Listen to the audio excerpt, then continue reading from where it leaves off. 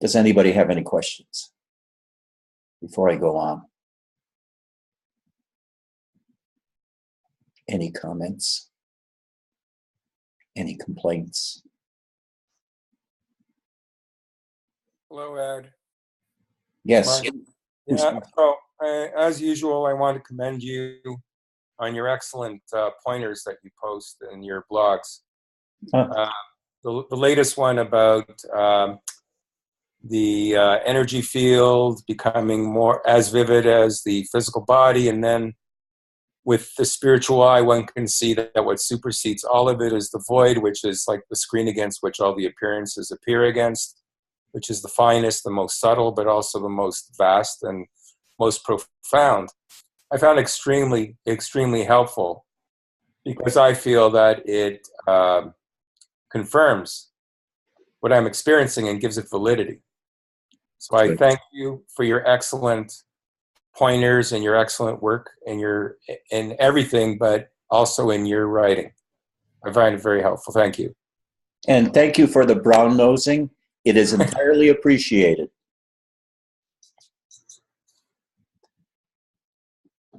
It is entirely appreciated, the feedback. Anybody else? Richard. Hi. I wanted to share with you something that I was thinking maybe doing it privately, but here I have the opportunity to do it. It might be beneficial to everybody else. I started Satsang with you consistently like around a month ago. And I don't know if it has to do with it, probably. You tell me. Since then, there's some big changes happening. I started developing insomnia, but really strange kind of insomnia. I haven't been able to sleep like in a month. And, but when I would try to go to sleep, it's like I would feel my body resting. I would see the mind, even dreams will come. But it would be like an awakened consciousness that was there the whole time. And I wanted to be able to even let that go, but it was impossible. And it created a lot of anxiety, panic attacks. There's a lot of turmoil in it. I mean, it doesn't feel peaceful at all. And so I was wondering if you could comment on that. Well, I don't know exactly what your experience was, but you're saying you were able to witness yourself being asleep and dreaming? Well, it didn't feel like sleep, but I could see the body resting because I could see that I could rest. And I could even see the thoughts and the dreams, but there was an awakened consciousness there. I would expect that it would have been something pleasant, but it wasn't pleasant at all. It was actually extremely scary. So I don't know. You should enjoy it. That state is a very high state. It's not necessary to sleep sometimes for a long period of time. Okay. Yeah, you're becoming more sensitive to certain other states of mind. I'll bet Mark has gone through something like this himself. See, he's shaking his head. It's common. Enjoy it. Don't fear it. Just feel alive when you're doing it. Feel deeply when you're doing it, when you're seeing it. Okay. The whole point is to get away from thinking into feeling, opening your body up, opening the chakras up, opening your heart up, opening your sexuality up, opening up everything and anything that energizes your body. You raise your energy state in order to feel alive, in order to get angry, in order to break out of your boxes. And you're breaking out of a box. you mentioned all these emotions. The prevalent emotion is the fear. Good. Feel the fear. Enjoy the fear. The fear is not an enemy. The fear is something to be lived and felt. And it'll change when you feel it fully. It will change and become something delightful. Fear is the flip side of bliss. And when you feel it fully, you'll feel an electricity in there that's like bliss. And the bliss will make you feel alive. It's a very powerful energy because sometimes it takes over and my body starts shaking and I just allow it to start shaking. That's it. You know, and it's like extreme. It seems like an epileptic. Join the group. We'll all become shaky bunnies. Energy bunnies.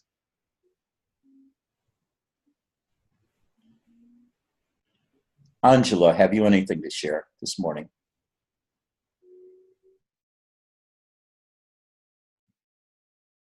She's thinking.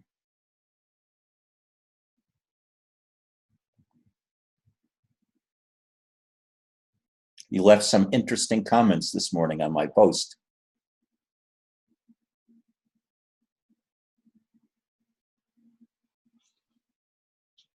She's trying to think of, is there something she can say and get away with it?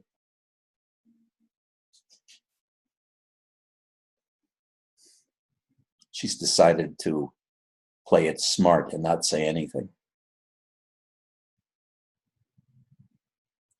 Albert, how are you this morning?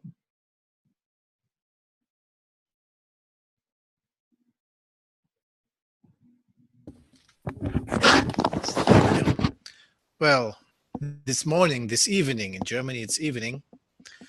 Well, it was a turbulent weekend for me, not outside, but inside, you know, since I can sense energies with people that I'm with. Yeah, it sometimes affects me. And then again, it affects me not.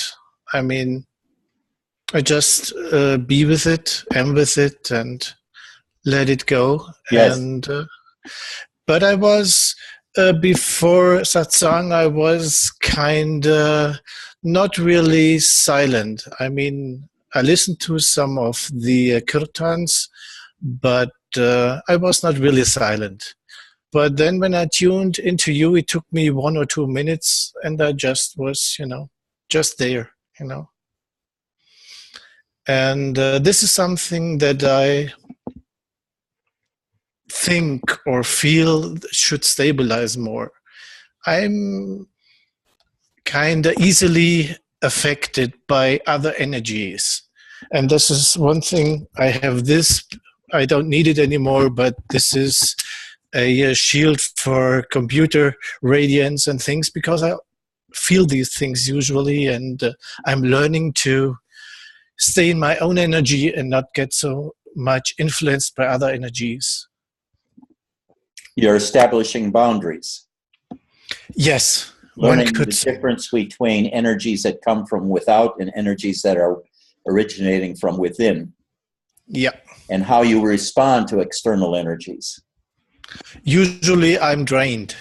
I was drained. Right. Not anymore so much, but before I met Jivan Mukti, I usually was drained. I could not go into a hall where many people were. It was not possible. So you're an empath. Yeah. You feel the emotions and energies. I didn't know before that I was. Okay. Not only that, not only energies, but also emotions. You don't know whether the emotions originate in you or in them, and that you're responding to their energies or their emotions. So life can be very confusing for you when you're a child, not knowing who is who, whose energies is who. Yep. I know there are many people like this, very sensitive people, who don't know whether the love they feel is from somebody else or their own, or the hurt or the fear or the anger. True. And it takes them a long time to know who they are, to be able to sort out what's the source of the feelings I'm feeling right now. Exactly. So it's a hard trip for you, but the thing is, you have exquisite talents. You're almost like a witch or a sorcerer. Yeah, I was told that in the Indian astrogram, or how do you call it? You know, when you are your capabilities are told by when you were born and where you were born. Uh-huh. And then I noticed that it was true. Before I kind of did not really believe it, but I can see it in my IT job. Sometimes I say things and they just come true, but I could not. I don't know why I know this, you know, and I also am not sure when I'm saying it. I mean, I'm sure that I feel that this is true, but I'm not so sure in myself that I could guarantee that it will be so, you know. But in the moment when I'm sharing it, it's I'm 100% sure. But it's not my saying. It's not me, you know. You know, with this kind of sensitivity, with training out of IT and into feelings and into energies, you could become a great magician, a shaman, a great teacher. Continue on doing this. Develop these talents and become a teacher. I was foretold that I will be, and also that next year sometime I will stop doing IT. Good. Which I'm longing for to be able to stop that. It's been a safe place for you. Well, yeah, feeling wise it was not, but yes, you're right. It was a safe place. And now you're going to move in an unsafe direction to directly interact with people and the world in a different way, through your heart primarily. Yes. Through your gut primarily. Yes. Through your sexual organs directly. Feel everything directly through your body and not through your eyes and mind. Directly, energetically, and emotionally. The thing is, I always did, but I tried to avoid it. Yeah. It was not possible, but I tried. Good. You know? I am so proud of you. I am so proud of you. And I thank you so very much that you're bringing things to the point. I needed this, you know, because when this what I'm experiencing is also when I'm able to express it in words, this makes it stable, kinda. Yes, it does. First of all, you got to feel it. Then you've got to feel the feeling, and it's all of its nuances and subtleties and where it's going, what it's connected with inside of you. And then you have to articulate it in order to make it yours. True. And I'm learning from you, because you can do that. I've never met anyone who can bring it to the point like you do. Thank you. That's my power, my siddha, so to speak. The other teachers have different siddhas. Like some teachers, they make you feel very happy and comfortable. That's not my way. Jivamukti's way is also not.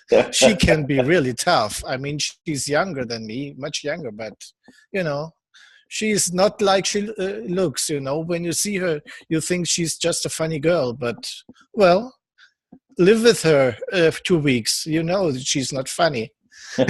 She can cut your head off, you know. I've got a couple of people in here that are potentially that way, including yourself. Yep. Thank you so much. You're welcome. VJ asks,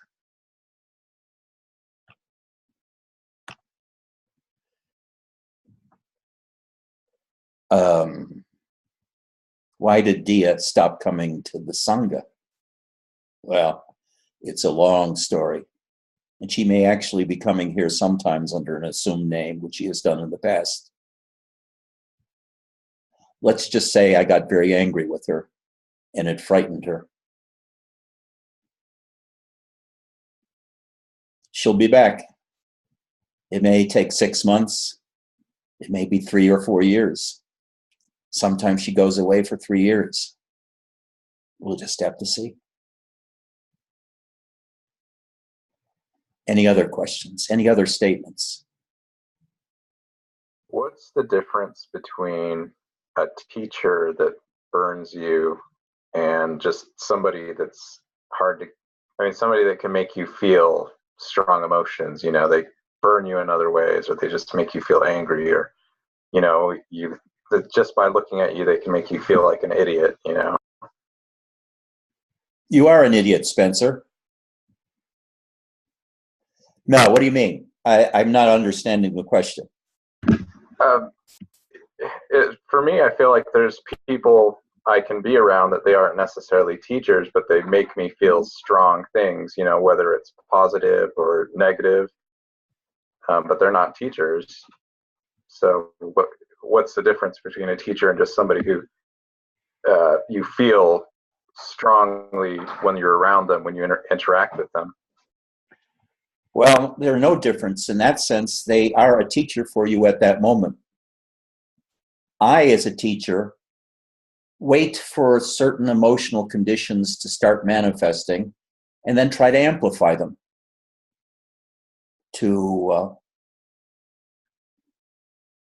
make the emotions very intense, very confusing, and to point things out in themselves that they didn't know existed there. It's like I've been a psychotherapist forever. I use emotions to get people worked up, to get them to burn, to get them to feel deeply, to feel humiliation, to feel fear, to feel anger, to feel intense love. And I do it with intent. Maybe they're not doing it with intent. That would be the difference. But if you can feel the strong feelings, all well and good. All well and good.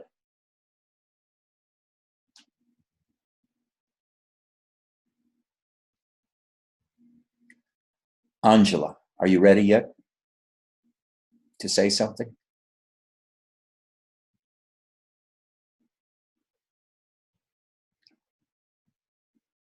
I don't actually know exactly what to say, except that everything that Edward is sharing today is my experience, and he's really an asshole sometimes.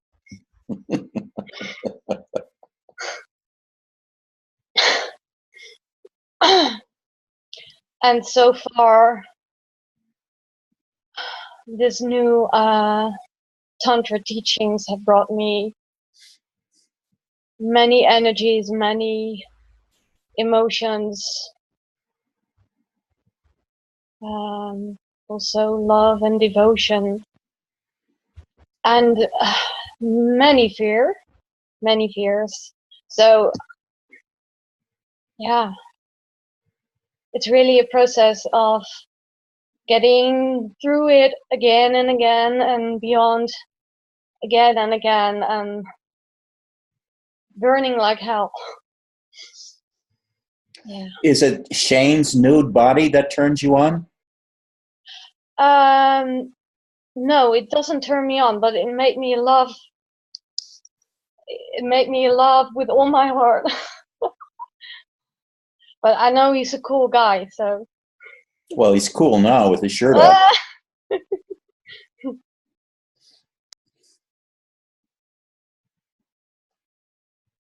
Thank you, Angela. Angela's special. She's very open. You're all special. And as I get to know you, I know your own specialness.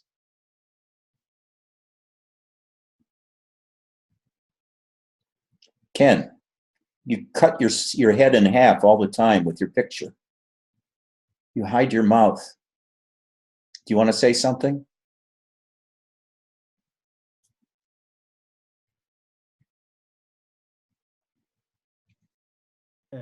I've been listening and coming to the satsang for almost 3 years now, 2.5 years, I would say. It started because I was interested in the Heart Sutra. And I didn't want, I had many teachers before because I'm a Buddhist practitioner, but it seems so distant from reality, from living. And I think you've made so many points about emotions, which it's very real in a heart sense. There is fear or anger. And in that respect, I appreciate your pointing out to us what I feel is more useful, whether it's enlightenment or whatever we are going through. And I also find that even though you say now you're teaching on devotion, I find that if I listen to the older tape of yours, YouTube on consciousness and emptiness, it gives me a better understanding towards the Heart Sutra as well. As for Tantrayana or Vajrayana, they call it, I've heard of that before, but nobody has expressed it so openly as I'm hearing now. Where it takes me, I don't know, but thank you. You have a voice, you should be a radio announcer or do voiceovers for movies. You have a beautiful voice. Thank you. Voice. Ken, the Heart Sutra was at the center of my studies for 30 years. I would ask people if they understood the Heart Sutra, and they said, of course I do. I never understood it. Form is no other than emptiness, emptiness no other than form. Feeling, thought, and consciousness itself are also like this. No eyes, no ears, no nose, no tongue, no body, no mind, no consciousness itself. All are subsumed by emptiness, the void. But you know, I look back at those 30 years, and because emptiness was the focus, and watching the spontaneous unfolding of life in emptiness, I was totally lost for 30 years. The teachings are so subtle. They try to free you from all ideas, from all energies, from all emotions, saying they originate from emptiness and they pass away into emptiness. Therefore, have no feelings, no thoughts, nothing. You become as nothingness. Until, like I say, the famous statement, a woman brought me back to life. Janet came to me with love, impassioned love, and talked to me strongly about her love. And then had orgasms sitting next to me in the car. And I had no idea what was going on until finally I realized what it was. Just my presence caused her to have orgasms. And what that set off in me was the beginning of an intense love affair. In coming back to life into this world as a body, as a life force in me, as I discovered the life force in me.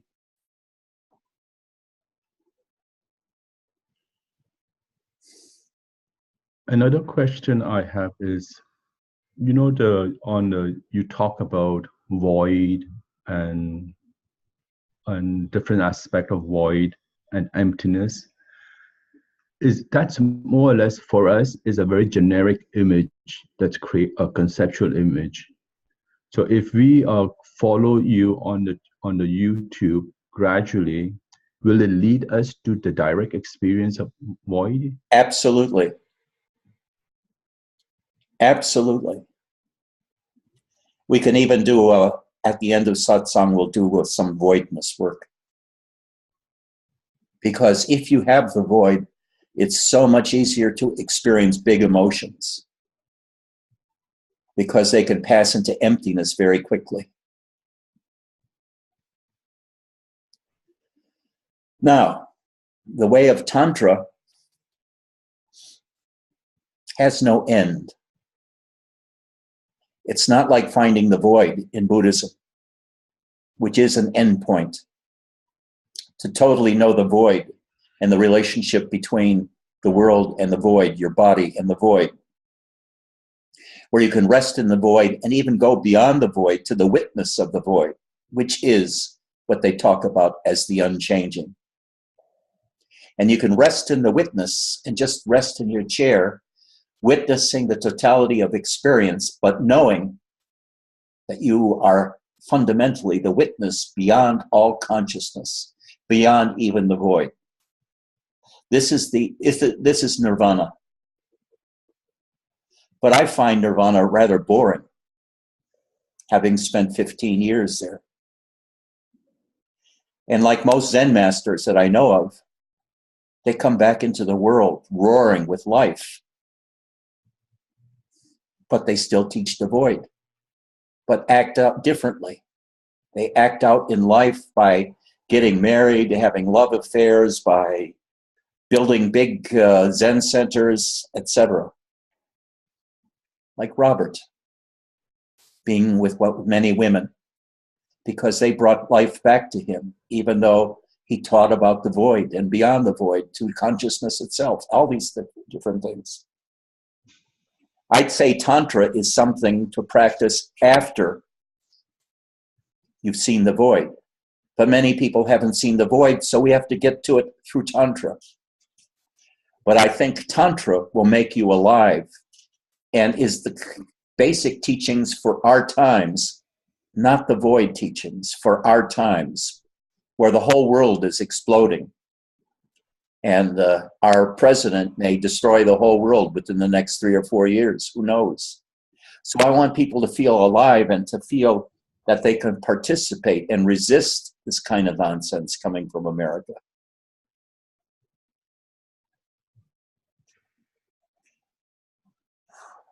Ananda, what have you to say?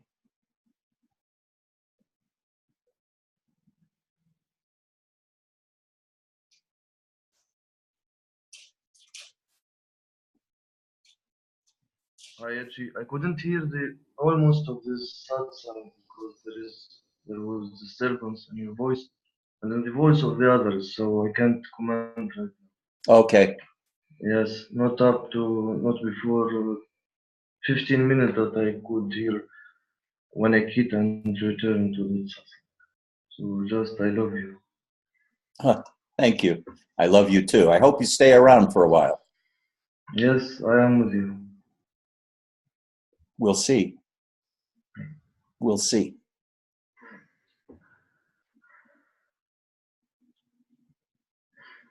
Max, can I finally force you to say something?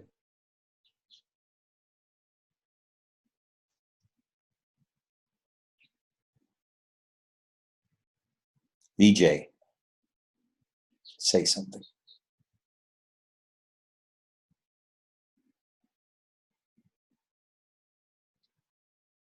I'm trying to feel energies. Can you hear me? Yes. Yeah. Trying to scan the body, trying to stay at heart and in the stomach area. Yet the attention is being pulled by random thoughts and images in the head. I'm struggling to get rid of or stop doing that. Trying to be as much as in the body, but most of the day my attention is pulled by the bombarding thoughts. I'm just I don't know. I'm trying to be centered somewhere other than in the head. Let's try an experiment, BJ. Sure, sure. I want you to look at Angela.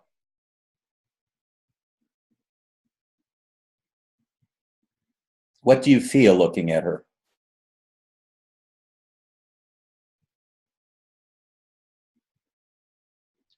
The only female brave enough to show her face at our Sangha. Not feeling anything. I'm just trying to feel the love. That's one of my gray areas. I don't know what it means, and also I don't know there is a tingling sensation in the body, but I'm not sure whether it means energy or anything. BJ, don't talk so much. Look at Angela and feel. Feel deeply. Feel deeply. Search in your heart, your gut. What do you feel? Quietness.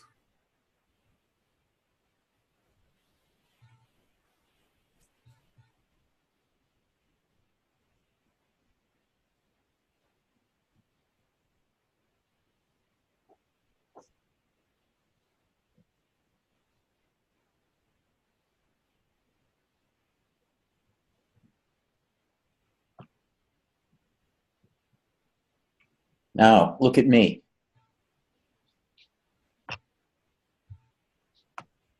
What do you feel?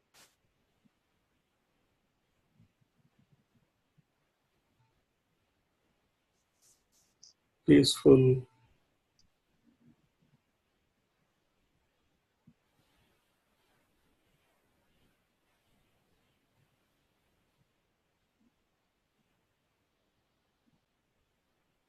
Silence.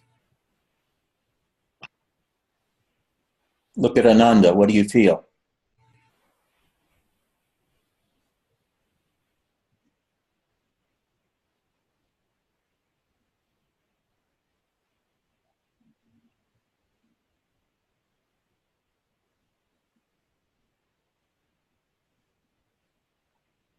BJ, what do you feel? Quietness. Look at everybody. Is there anybody you feel that's other than quietness and peacefulness? Does anybody stir you up?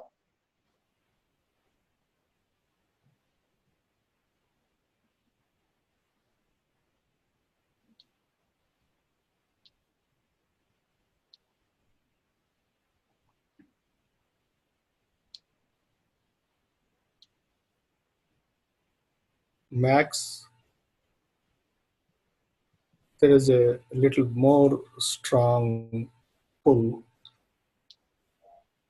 and other one who was attracted me or felt very strong was Diyaji.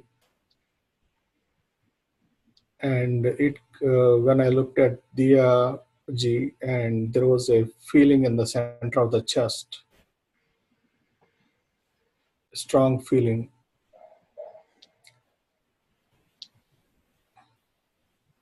You should contact Dia directly by email. You have her email address, correct? Yes. Contact her directly.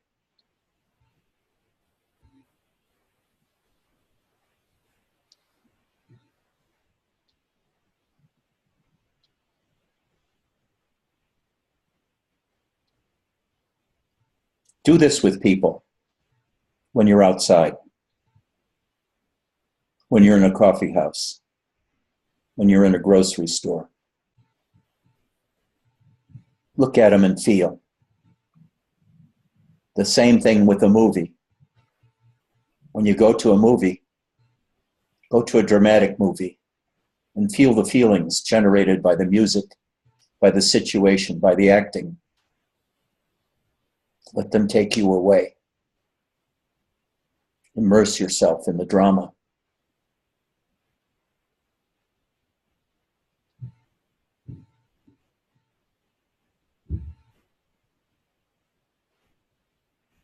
Anybody else before I go back to my monologues?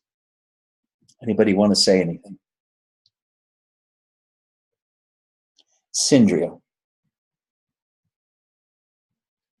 Going away from satsang felt necessary for me to find myself. Let's see what was own sense of self, and to feel completely responsible for all my thoughts and emotions. No question there, but I missed you as well. Today I'm here because I want to be, not because I feel need. I do feel longing for you in my heart, but it's not the old fearful neediness. I have no idea what will come next. It's okay, whatever comes. Well, wonderful, Sindria. That's wonderful. I'm glad you're back. You were gone a long time.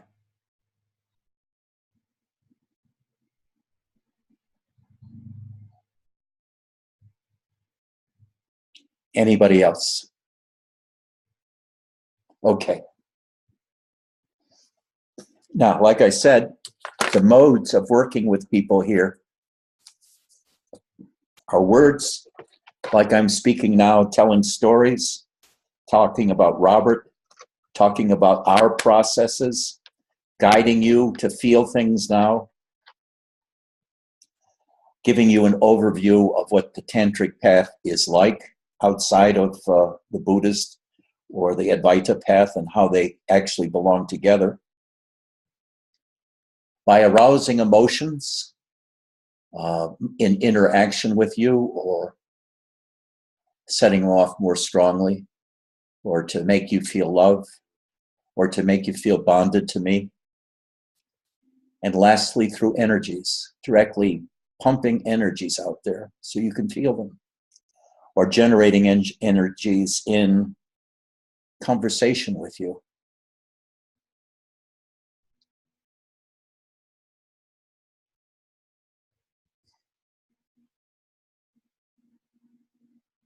You know, many people come to me because they've read Robert, and they know that I know Robert's teachings backwards and forward, and I even have a Facebook page where I teach about Robert and Nisargadatta, about the emptiness, about the void, about the absolute, about the witness. And they may have been following this path for a dozen years or so. And then they come to me and they find out I'm not teaching that way anymore, and they feel very disappointed, or they feel confused. But somehow they like the feeling of the love here, of the energies here. It awakens them in a different way. It touches them in a different way than the peacefulness that Robert taught. Vijay, Dia can tear your heart open. She will be able to tear your heart open. Keep in touch with her. She's most valuable to you. I will. Thank you. You're welcome. So, let us talk now about emptiness and the energies in emptiness. We'll do a little experiment to teach you what emptiness is like.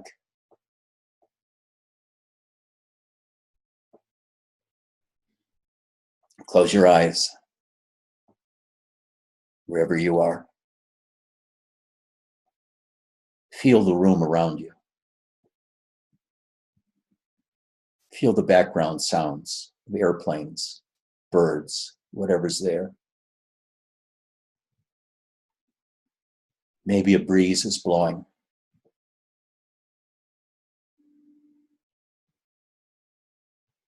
And at the same time you're listening outside, listen inside your body. That same emptiness outside is also inside of you. With closed eyes, the world disappears. There's only darkness. But can you feel the emptiness in that darkness? The sameness of the darkness everywhere. Space around you in the room. Perceive the emptiness around you in the room. Then put your attention near your heart, and you'll feel the same. Feel the emptiness outside of you. Then turn your attention inwards to your heart, to your diaphragm moving. Your lungs expanding and contracting and your diaphragm moving up and down. There you will find the same feeling as in the emptiness outside you in your room.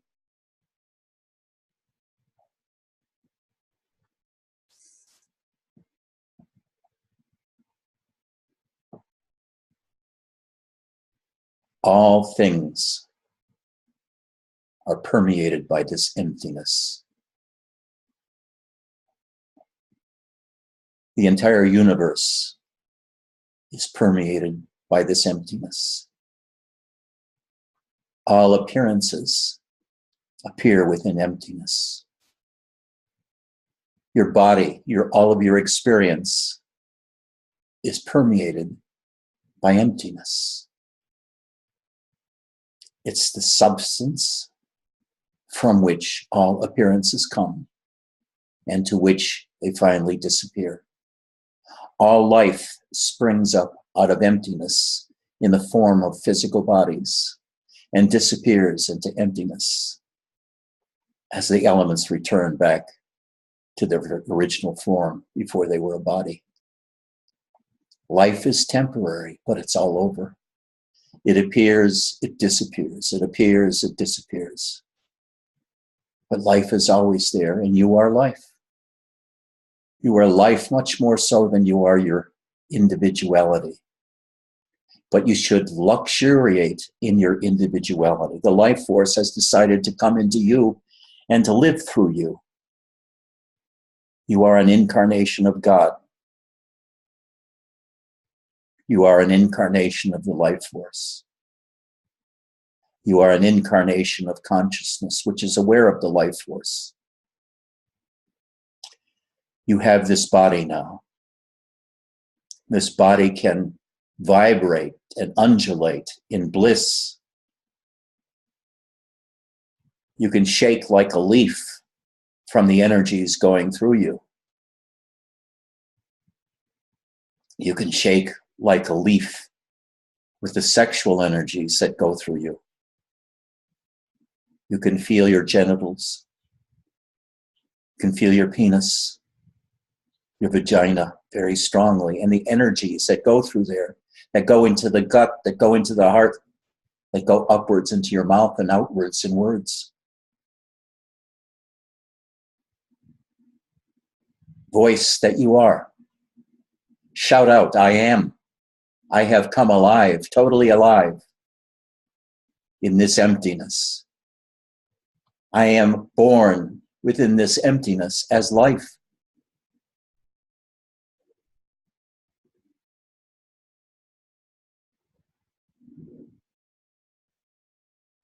It's very important to be able to feel your sexuality.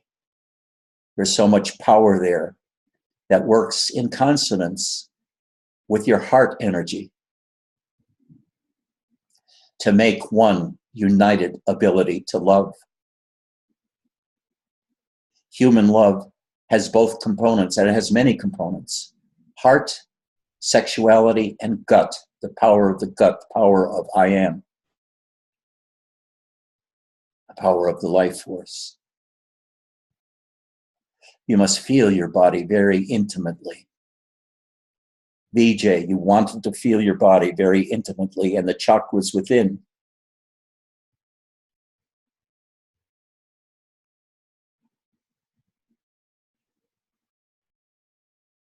You need to feel Dia bowing before you, touching your feet, like she and I used to do in our workshops. She drops to the floor and touches your feet in adoration of you, the life force in you. Feel her touch on your feet. Feel her reach up and touch your hand. Feel your love for her, your intense love for her and devotion for her.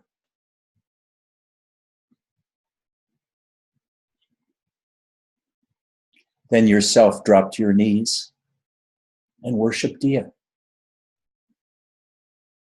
divine Dia,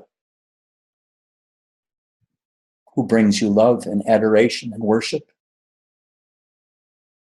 Give her that back. Worship her back. Drop to your feet, drop to your knees, and drop to the floor, lying there at her feet. Feel Dia's life force and worship it. Do that all day long when you're not working. Worship her, as did I. Anybody that can worship Dia can feel the life force. Anybody that can worship me can feel the life force. Albert, you have your own teacher to worship. Worship her with all your heart, all your mind, your entire body and your entire being. Let's worship your teacher, Mukti. When you see her, drop to your feet, drop to your knees, and touch her feet, and cry with joy at being able to touch her and worship her. Cry out with your love for her.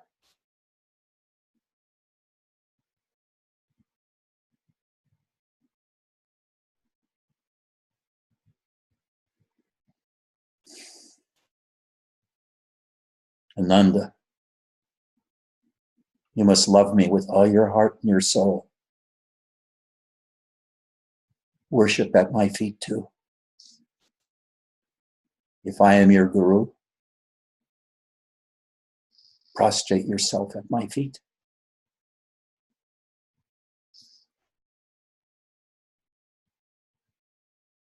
Mark, you have to find somebody too. All of you to worship. Next time I'll bring Kali, my cat, for those who can't worship a person. They can worship her. Or look at Angela, the only woman brave enough to show her face here. Worship her. She's very pretty.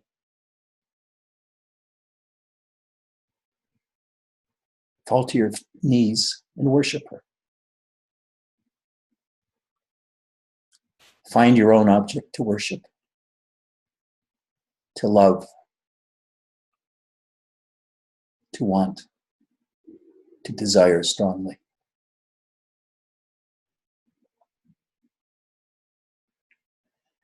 Now, Ken, that's what it's like to be in the emptiness and to feel the power of within the emptiness, the energies within the emptiness. What I've taken is pure emptiness and filled it with energies so that it becomes palpable and more real. The real experience of emptiness has no energies in it, no love in it, no feelings in it. It's very dry. And that's why I mix it with love, with intense energies to make it more palpable, make it a place where you want to spend some time. Because then you get both. You get the emptiness and also the power, the energies of life force.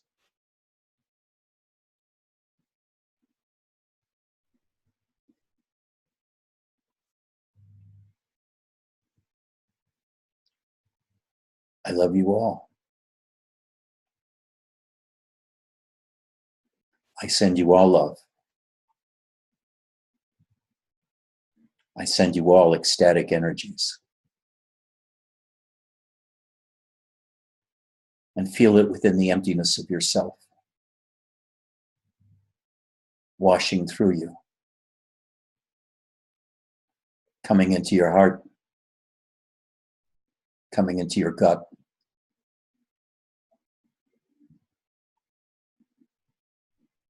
coming into your throat, coming into your legs, your pelvis, your genitals. The totality of the energy of you. I have that same energy. Feel my energy just like your own. Albert can do it easily. You all should have to develop a little bit of being an empath to feel the energies of another, to be able to worship the energies of another.